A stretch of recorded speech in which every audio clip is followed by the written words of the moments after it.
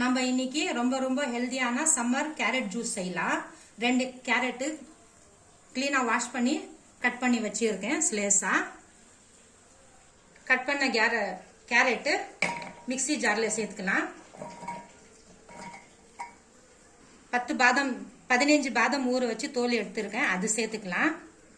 தேவையான அளவு தண்ணி சேர்த்துக்கலாம்.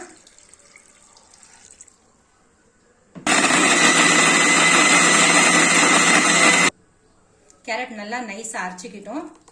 இப்போ வடிகட்டி எடுத்துக்கலாம்.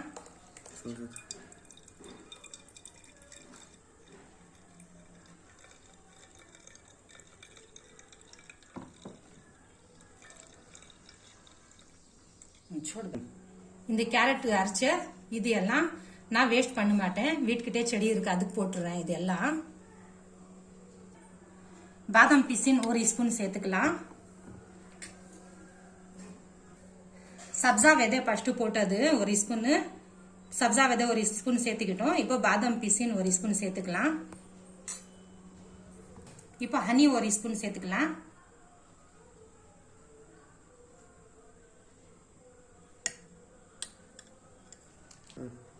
இப்போ பால் சேர்த்துக்கலாம். நான் என்ன ஜூஸ் செஞ்சாலும் பச்சை பால் தான் சேர்த்துக்கிறேன். உடம்புல ஹீட் இருந்தா பாதாம் பீசின்னு சப்ஜா விதை ஹீட் குறைஞ்சு விட்டுரும். கேரட்ல இருக்கிற சத்து நம்ம சொல்லவே வேண்டாம், அவ்வளோ சத்து இருக்கு. செஞ்சு பாருங்க, பிடிச்சிருந்தா ஒரே ஒரு லைக் பண்ணுங்க.